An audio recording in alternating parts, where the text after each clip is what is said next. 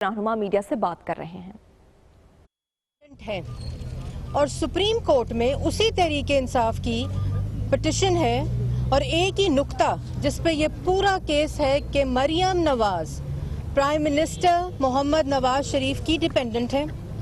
और एक और नुक्ता जो पीटीआई का है वो है कि मरियम नवाज तमाम प्रॉपर्टीज की बेनिफिशियल ओनर है।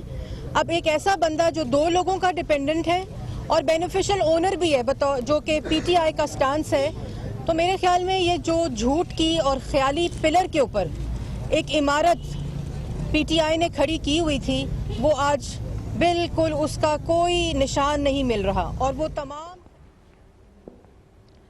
आप देख रहे हैं इस्लामाबाद के मनाजिर सुप्रीम कोर्ट के बाहर के, जहां पर पनामा की केस की जो है समाअत जारी है और रोजाना की बुनियाद पर ये समाअत जारी है। इस वक्त आप देख भी रहे हैं मनाजिर में कि नून लीग के रहनुमा मौजूद है और मीडिया से गुफ्तगू कर रहे हैं। शरीफ फैमिली के हैं तो कोर्ट को फिर पूछना पड़ा उनसे कि ये बात कैसे साबित होगी कि ये फ्लैट शरीफ फैमिली के हैं, तो उनके पास उसका कोई जवाब नहीं था।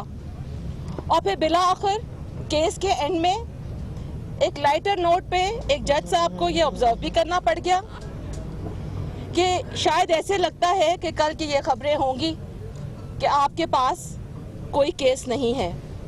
लेकिन बात यह है कि खान साहब से बेहतर कौन जानता है कि इमरान खान के पास कोई केस नहीं है, सिर्फ और सिर्फ इल्जामात का परंदा है और बहुत जल्द ये बात सामने आने वाली है। Thank you.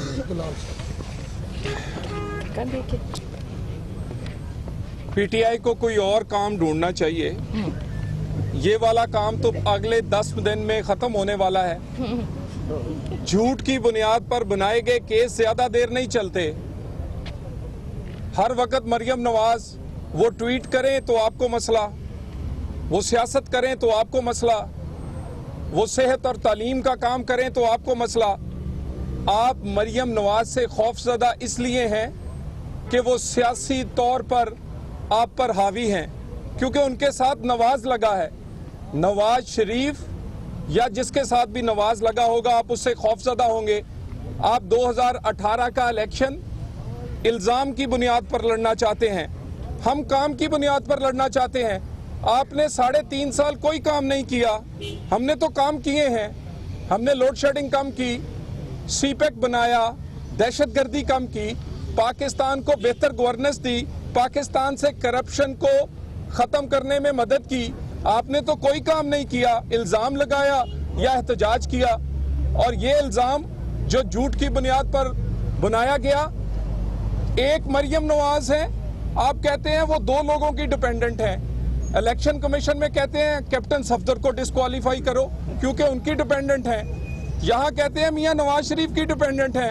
खान साहब घर में जाके फैसला कर लें कि वो हैं किसकी डिपेंडेंट। झूठ एक दफा बोलें, सड़क के इस पार एक झूठ बोलते हैं, सामने दूसरा झूठ बोलते हैं। और मसला आपको मरियम नवाज का है और किसी चीज का नहीं, क्योंकि आप खौफजदा हैं 2018 से, नून लीग की उभरती हुई क़यादत से और नौजवानों की लीडरशिप से। और खान साहब ये बार बार आप इल्जाम लगाते हैं, इल्जाम उस आदमी पर लगा जिसका बाप मशहूर और बड़ा बिजनेसमैन था, और इल्जाम वो लगा रहा है जिसका बाप करप्शन पर नौकरी से निकाला गया।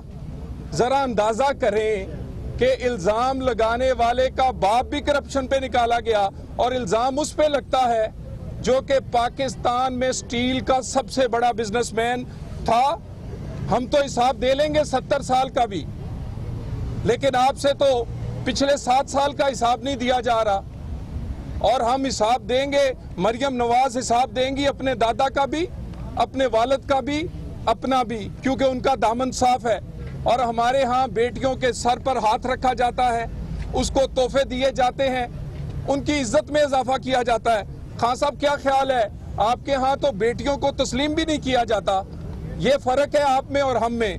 हम केस सच की बुनियाद पर लड़ रहे हैं, आप झूठ की बुनियाद पर आए हैं। झूठ की बुनियाद पर बनाए गए केस ज्यादा देर नहीं चलते।